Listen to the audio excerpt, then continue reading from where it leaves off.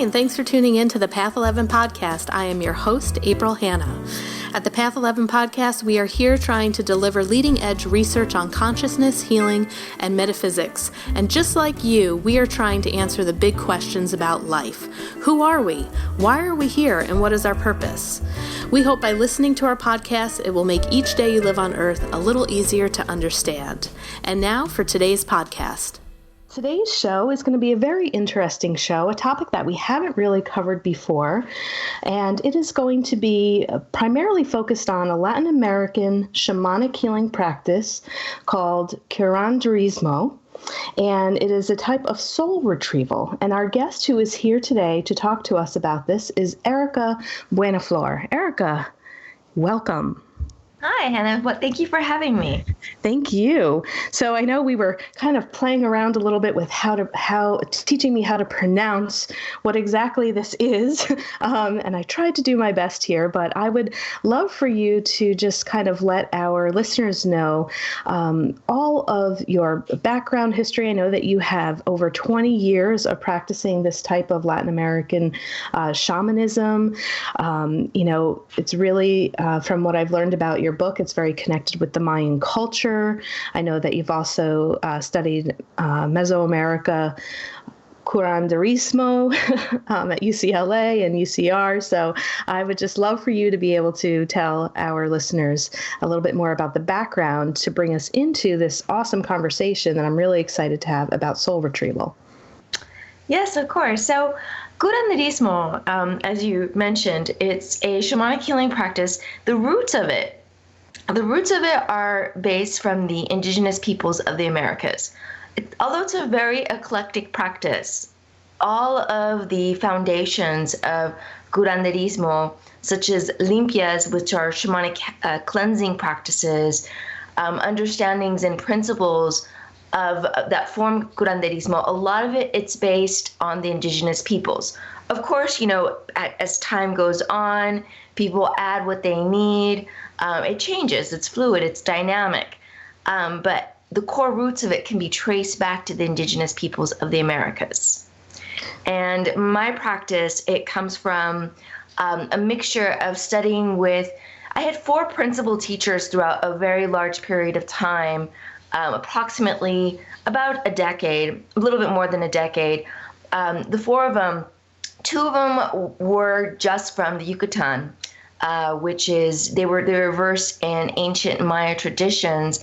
And then my other 2 mentors, the female mentors, they were versed in Maya traditions as well, because that's where I met them.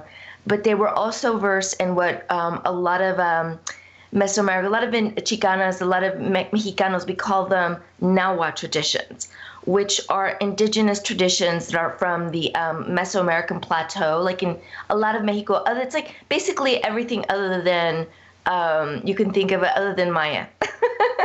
That's what it's somewhat become. And it's something that we reclaim that's like, okay, we call it Nahua. So the Nahua traditions, they were versed in Nahua traditions, which included Mexica, which included a lot of the traditions from the Mesoamerican plateau. So that was where my training came from. Very, very strong indigenous background. And also I studied I got a master's in religious studies focusing on ancient Mesoamerican shamanism and curanderismo. Wonderful. And I would also love to hear about the lineage of the women in your family, because I know that you come from a grandmother lineage of women healers. So I was wondering if you could tell me a little bit about the family background. Yes. I was really blessed to grow up with some really strong women in my life. I mean, they were just really strong. My great-great-grandmother, an amazing woman, during the Mexican Revolution. And it was it was very odd. Even though it was a revolution, it was somewhat of a renaissance where women were stepping up. Women were also claiming their power as well. And my great-great-grandmother was one of them. She actually owned a saloon in Chihuahua, which is northern part of Mexico. And she was also curandera. People would travel many, many miles to come see her as a curandera and then have a drink at her saloon. And, my family, we all share this story that Pancho Villa, who was one of the bandits in the Mexican Revolution. He's somewhat romanticized in Mexico, but he was definitely a bandit. He came into her saloon and was giving one of the ladies a difficult time, and my great-great-grandmother went right up to him, put a gun to his head and a pistol next to his head, and was like, you know what, you get out of my saloon and you get out right now. And back in the days, Pancho Villa was not someone that you mess with, but my great-great-grandmother was also very well respected, and he just left. He left, didn't give her a hard time, and was like, okay. And then my great-grandmother was also, she actually did a lot of healing with cooking, and she told me a lot of stories about curanderx. And my grandmother actually took a turn. She became more Western. She went to nursing school. And that's where things started shift in my family, adopting more Western cultures. And then it came to me, and I went back to our roots. Wonderful. Cool. Yeah, I was just really curious to know. I always think it's wonderful when people can share a little bit about the stories of, where they come from, and just, the healers in their family, how they end up following in those footsteps. So I was curious to know about that, because I know that you had mentioned too that she was well known in Mexico. Yes. So, all right. So let's talk about soul retrieval, and maybe explaining a little bit about what that is. In your book, you give kind of like a nice little checklist of questions, and I'd like to read that off for our listeners too, because you have in the introduction how to determine if the need for soul retrieval is something that somebody actually, needs. So you list some questions for the reader to just ponder and ask themselves. And a few of those questions are: have you experienced any traumas in your life that could have resulted in soul loss? Do you experience any degrees of depression? Do you ever feel there is a part of you that is missing and you are unsure of what or why? Do you face unwanted and challenging patterns in your life?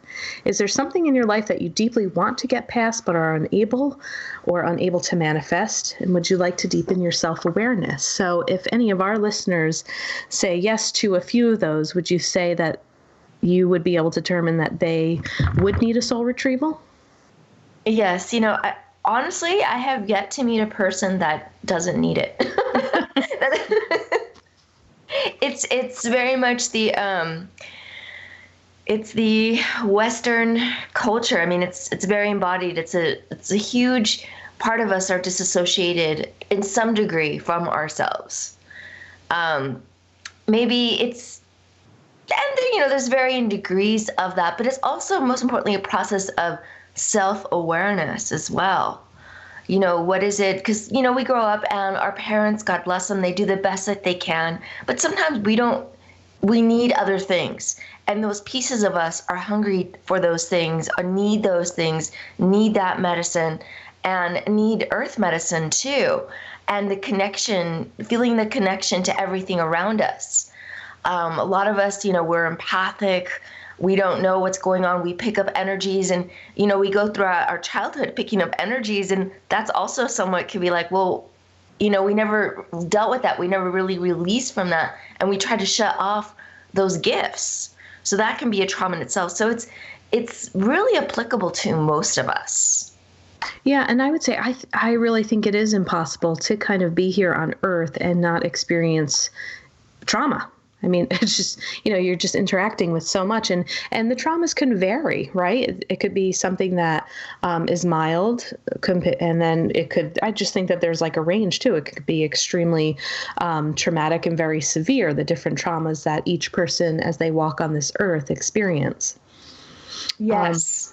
I've also, and I don't know if this is kind of like the same language, similar in, your practice, but what I've heard some other teachers say is that when we go through these traumas, there is kind of a part of the soul that breaks off. I've heard the term soul fragments, that our soul can break off during a trauma.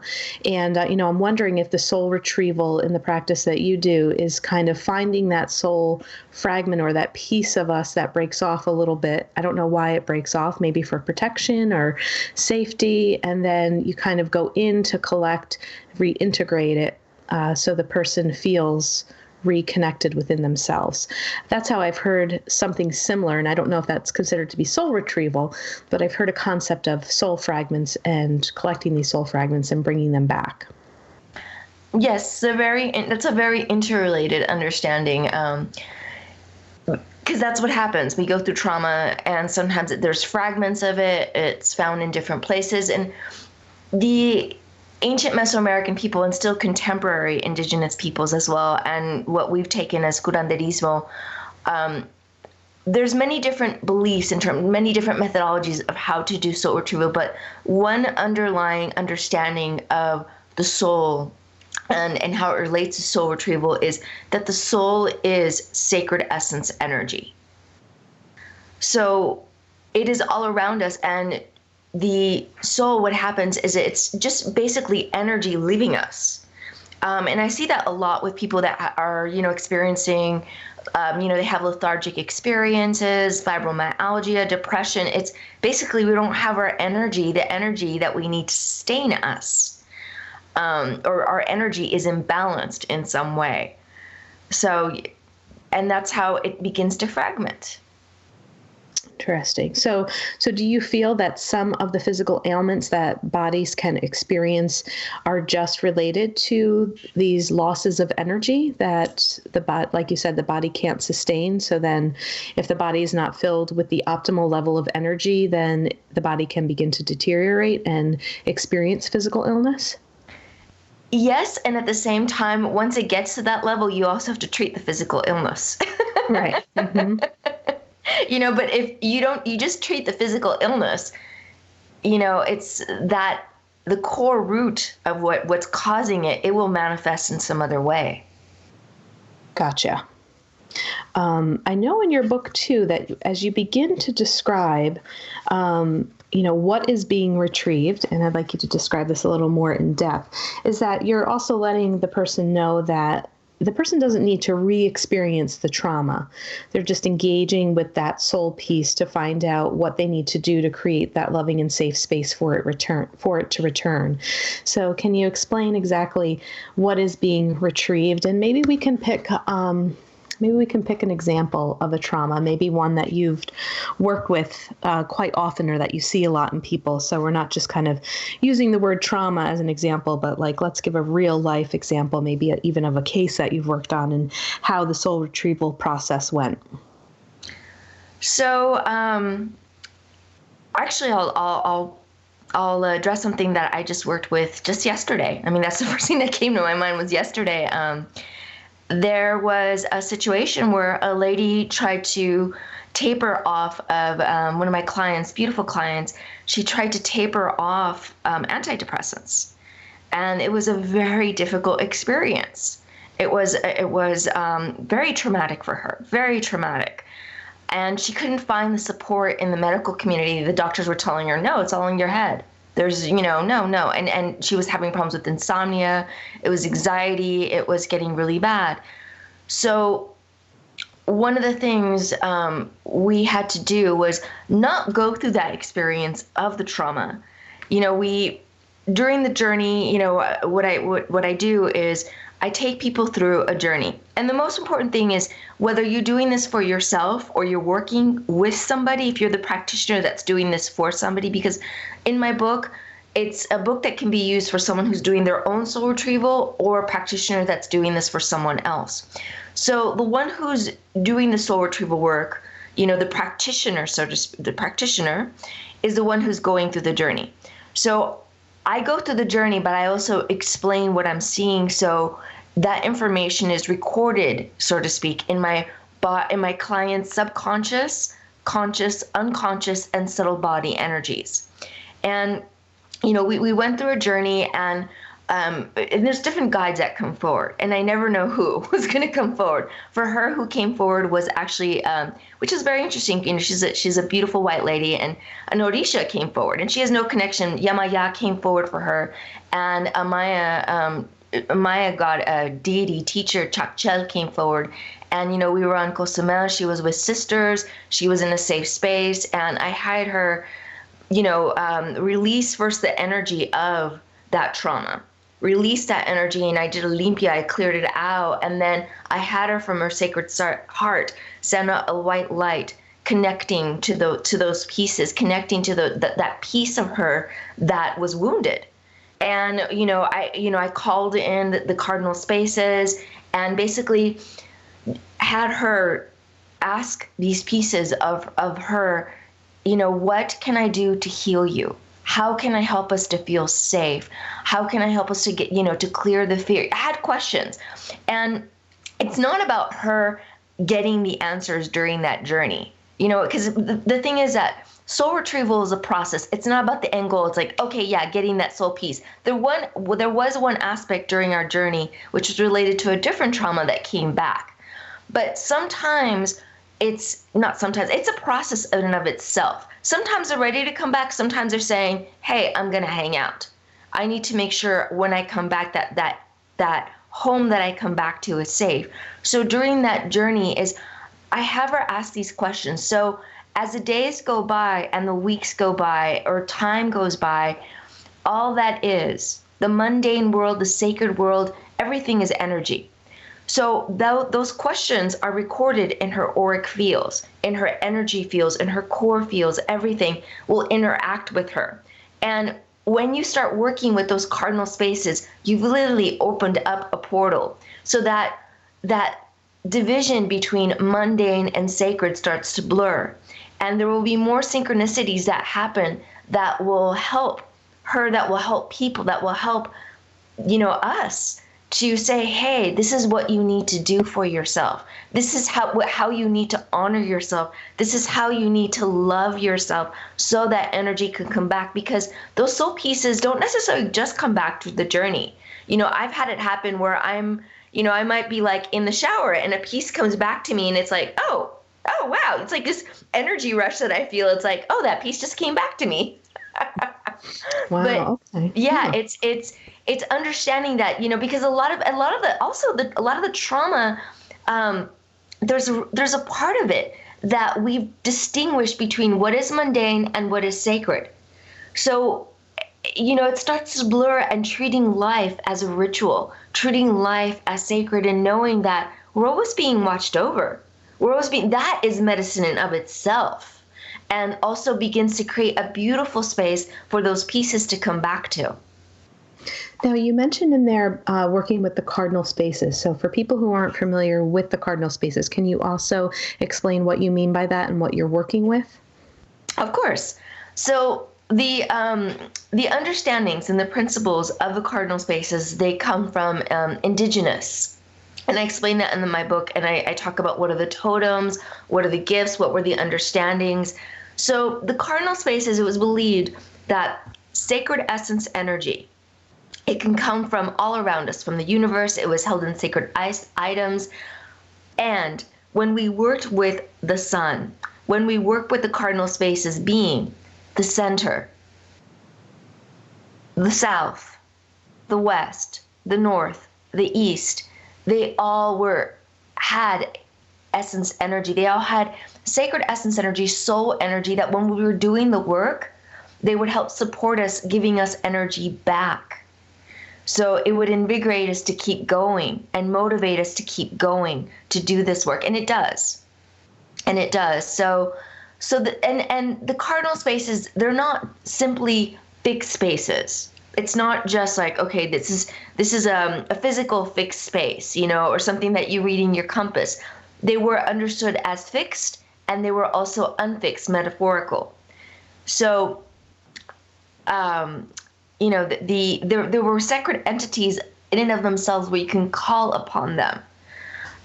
It was more of a journey that you experience. So, for example, the center space is found in all of the four corners of the cardinal spaces.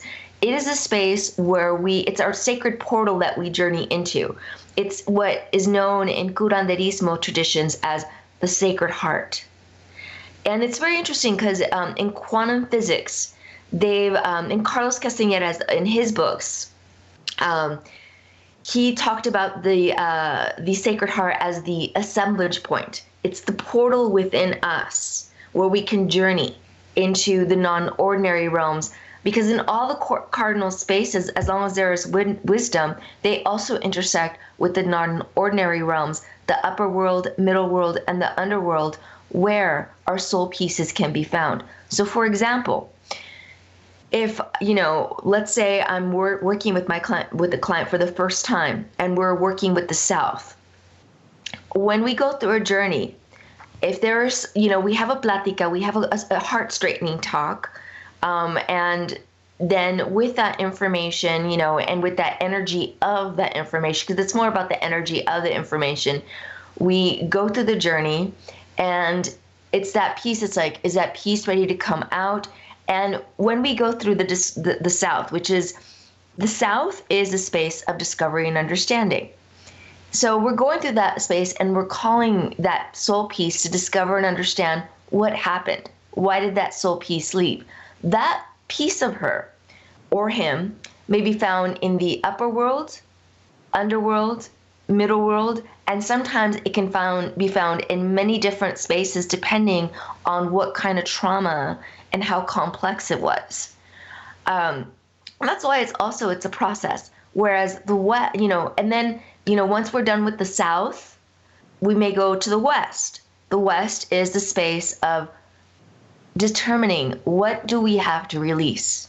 And sometimes there's stories. There are stories of, for example, my mom did this to me, my dad did this to me, this is why I'm this way. I had this trauma, and this is why I'm this way. Or releasing bad habits, releasing things that we need to let go of so we can create that ideal space for those pieces to come back to. And sometimes during that time, it's like, oh, we got to go back to the South. We got to go back to the South to discover what else do we need to do so we can have that motivation to release. And sometimes we need to go to the North. The North is the space of ancestral medicine and wisdom. The ancestral medicine and wisdom, it's not just necessarily our blood lineage.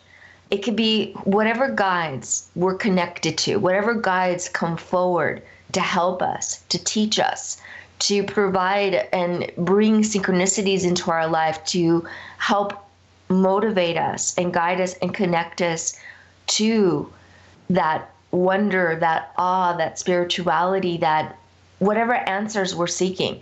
So, and that's why it's also important to keep in mind that it's not fixed. Whereas the East is a space of new beginnings, because sometimes we might be in the North and we got to go back to the West. Sometimes we're like, okay, I am ready for that new beginning. Yes, I'm in the East, I'm moving forward, and oh, no, not quite ready. There's something that we need to release. So we go back to the West. So that's why it's unfixed. It's not like a neat linear line, which healing is not neat and linear. Sometimes it's bumpy, it's jagged, it's unpredictable, and it's a process that we don't treat as the end goal. We treat it with compassion, with love, with patience, and we appreciate the process in and of itself. Because at the end of the day, that's a big part of what we have. Right. Yeah. That's so interesting, the way that you described the Northeast, South, and West. On a side note, and some of this is like starting to come together too, and I had consulted some astrologists about moving and buying a house. They said that the front door of the house should be facing the east. So when you're saying like new beginnings, and again, that just might be a different school of thought or something else. But when you said that, I was like, interesting. They told me to find a house with the door facing the east. I wonder why that is. I had no idea why they were recommending that, but then hearing a little bit more about the directions in this, I was like, well, if you're walking out of your front door, that's very metaphoric of, getting ready to have a new beginning each day, I guess you could say. I don't know.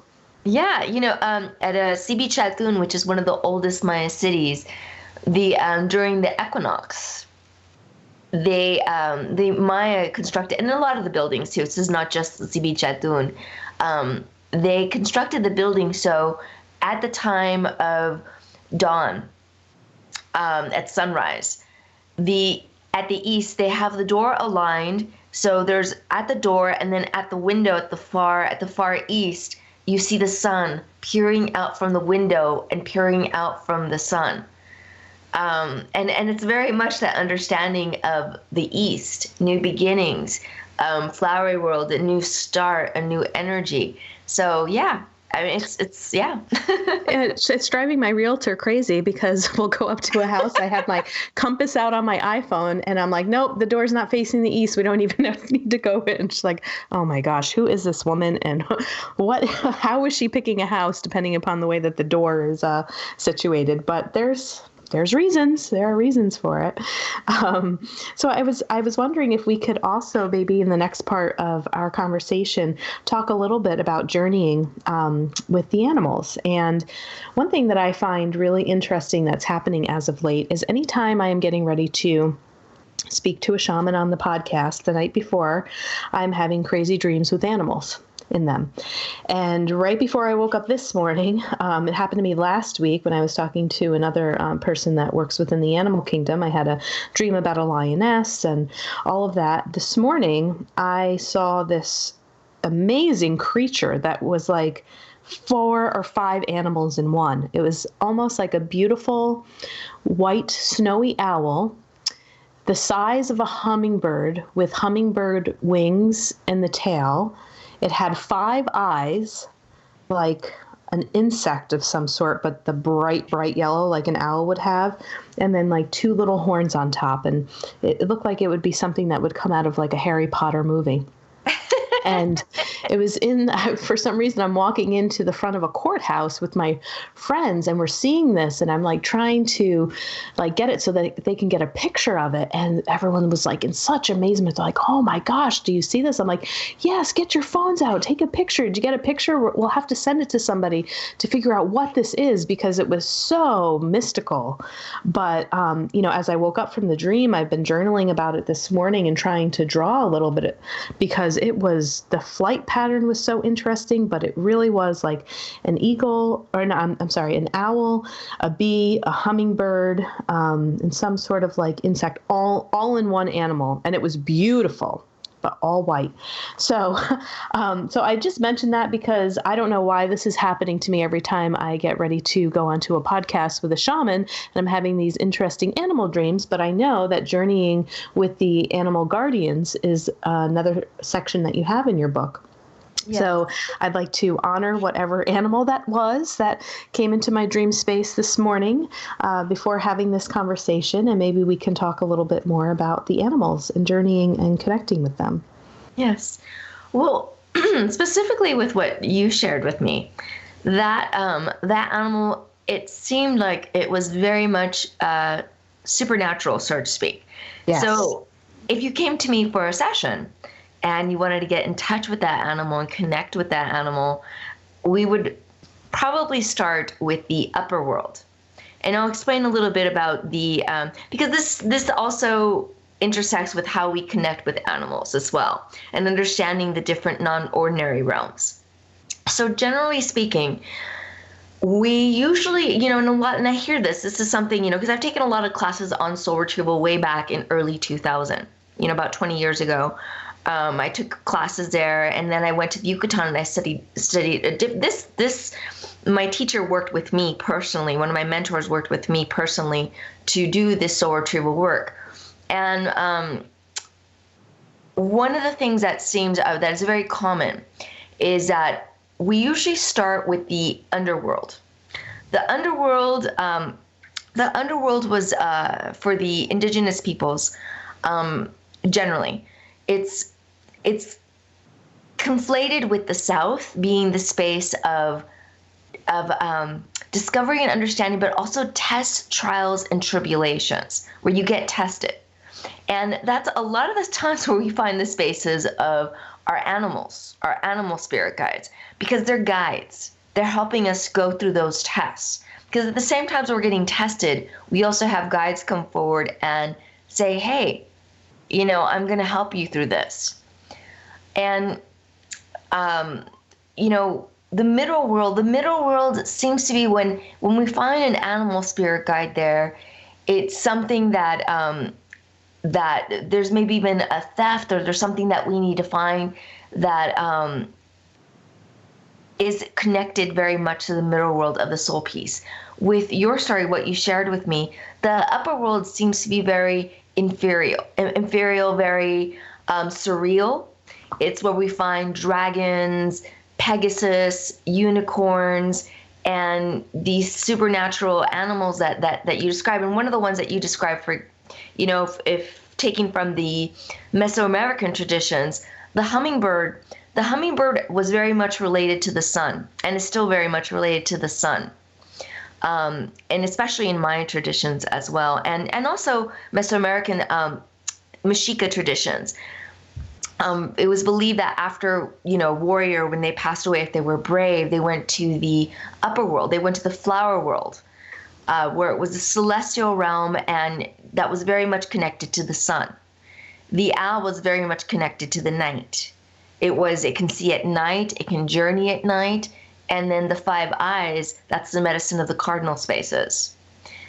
Oh my gosh. Yeah. So, you're getting help. It sounds like you're going through a journey yourself. You're getting help with the sun. The sun is giving you tonali. That's what's called tonali, sacred essence energy. And in Totsi traditions, it's called chuyel. It's sacred essence energy. And the moon is providing you with magic. It's the magic to keep it's something that your soul is guiding you with. All that is guiding you with. So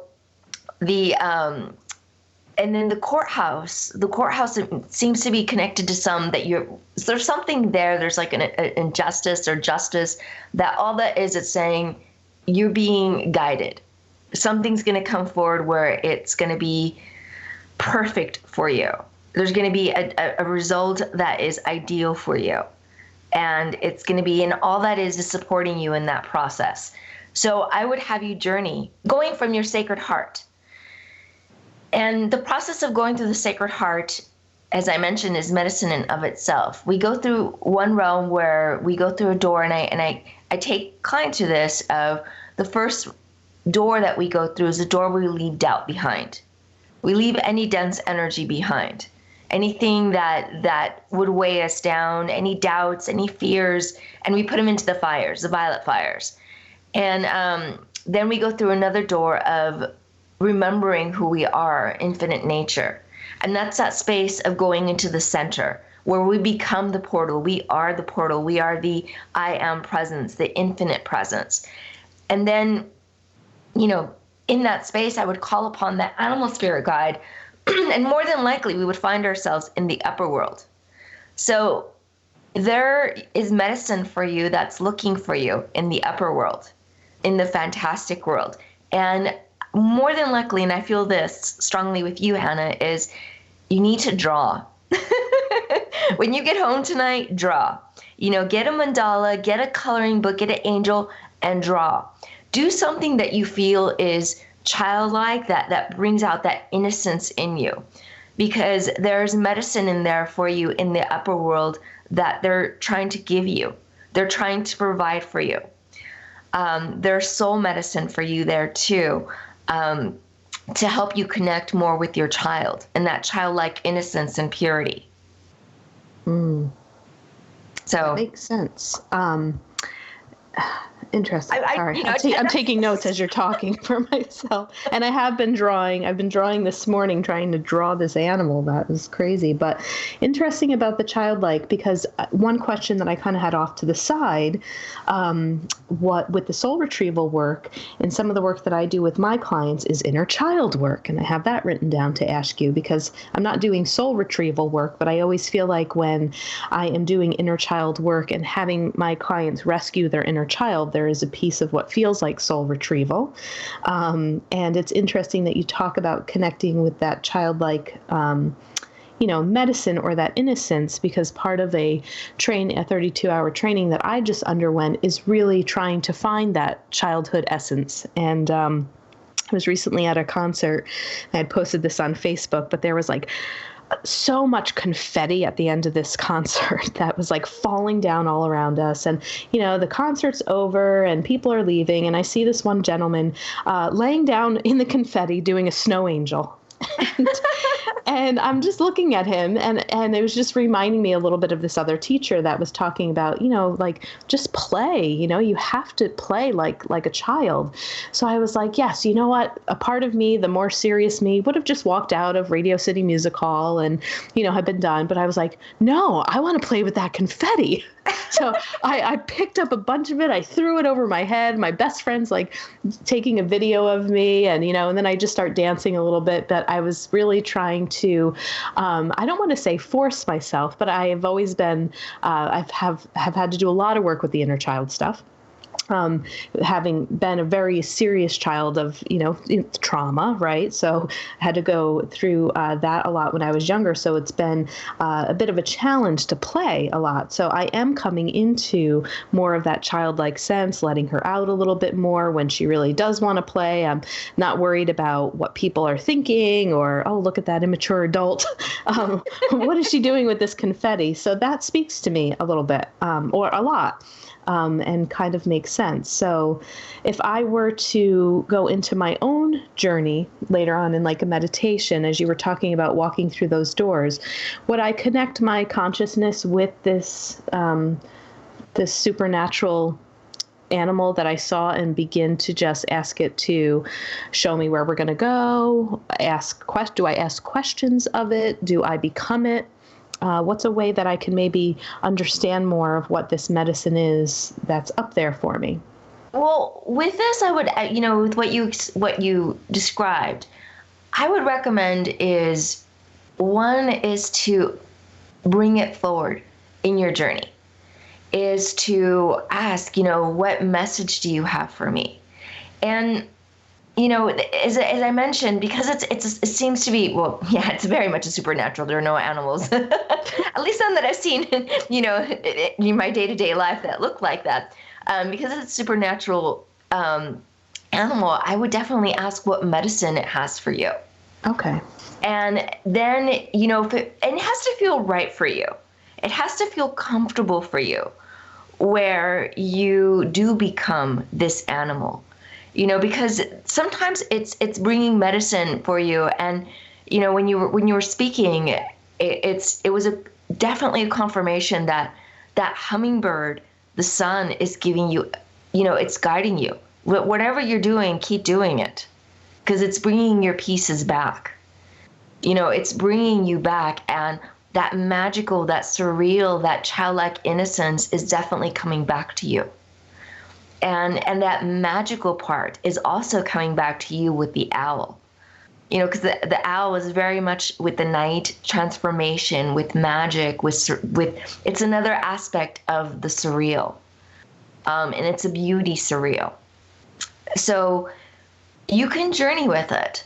And you might ask too, and ask the animals, all of them, is there a part of you that I need to journey with, I need to work with, that I need to show you, what do you have for me? What messages, and how can we work together? Awesome. So much fun.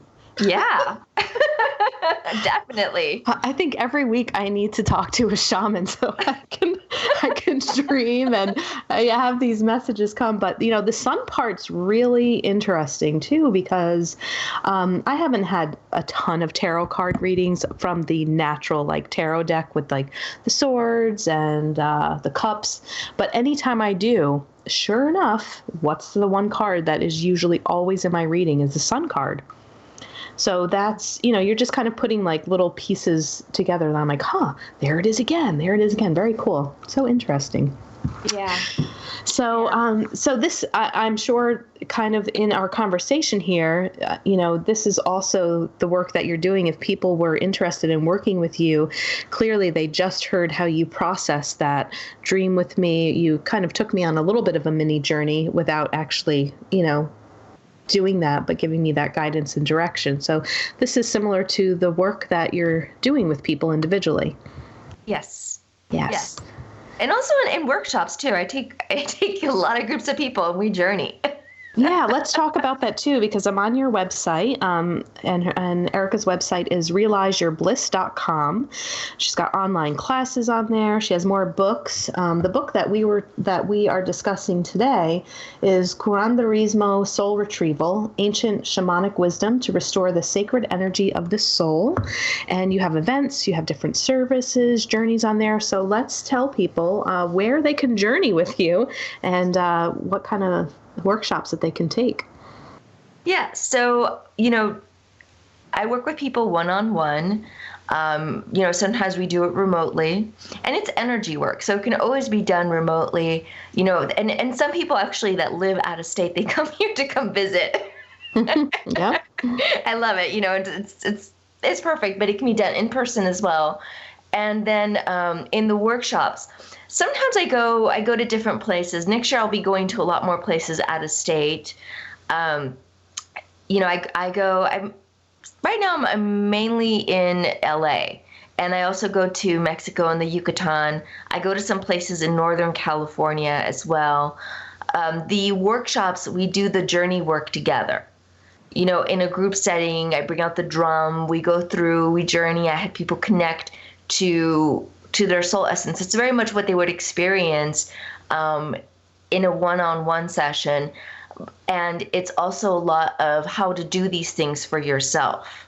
How to do the breath work, because a lot of times too, when we learn how to do the breath work and we stimulate, and that's another aspect too, is we stimulate our own energy centers, also known as chakras. And that's another part in the book, is we start working with these fields of energy, these fields that are connected also to the non-ordinary realms. So I have people journey with that as well in the workshops. Wonderful. Well, thank you so much. It has really been a pleasure to talk with you today. I feel very blessed to have been able to share this with you and get some feedback, because I would have felt extremely lost had I woke up and not had anyone to talk to about this except my friends, and they just would have been like, whoa, weird. I don't know, but it's just so cool, and how those 5 eyes and connecting it to the cardinal space. And I would not have known any of this if I didn't come across your book, all the work that you're doing. It's wonderful. So just thank you so much for the contribution that you are giving to this world, to people, contributing to the healing of these souls. So very, very grateful for your work. Thank you. Thank you. Thank you for having me. Thank you.